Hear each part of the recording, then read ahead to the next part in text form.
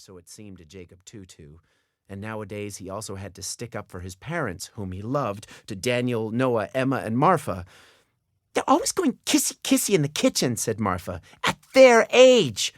"So what?" said Jacob Tutu. "So what?" "They're so boring," said Daniel. "Why do you say that?" asked Jacob Tutu. "Why?" "I have to apologize for Mummy at school," said Emma, "because she hasn't got a career, but is always at home teaching us things, reading us stories, cooking and stuff." "What's wrong with that?"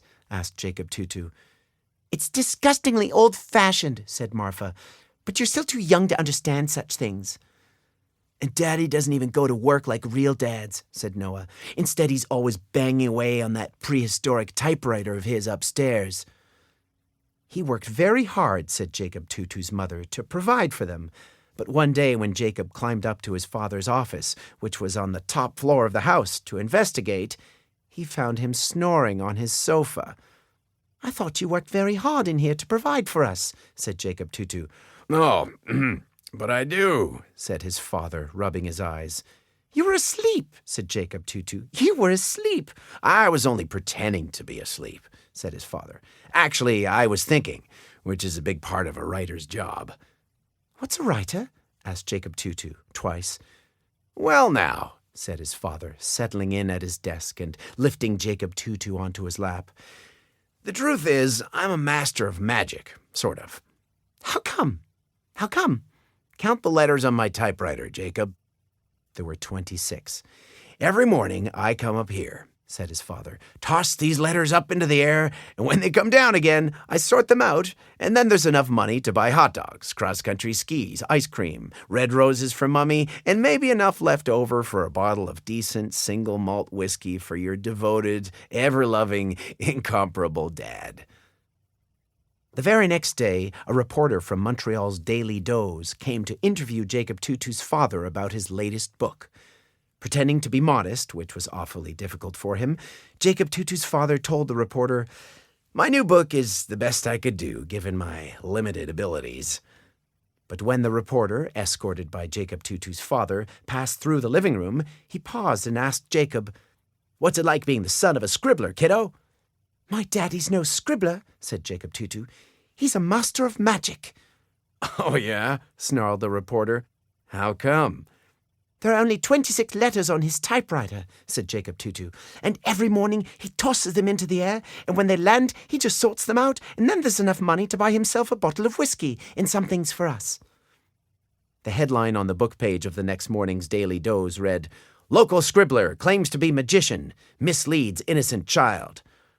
Alongside, there was a cartoon of Jacob Tutu's tottering father, wearing a magician's tattered robes, holding a broken wand in one hand and a bottle of whiskey in the other. "Oh," said Jacob Tutu's father, rocking his head in his hands. "After all the sacrifices I've made for you, Jake, look what you've gone and done." "Serves you right for being such a braggart," said Jacob Tutu's mother. Daniel, Noah, Emma, and Martha agreed. But Jacob Tutu was tearful. Once more he had meant well, but had done something wrong. "I'm sorry, Daddy. Really, I am." "Oh, well, I guess I'll drive you to school anyway," said his father, taking Jacob Tutu by the hand. No sooner did they open the front door than they were greeted by surprise. A moving van was parked in front of the house next door, which had been vacant for months. Jacob Tutu and his father watched, spellbound, as the movers began to unload items which seemed very unusual, to say the least.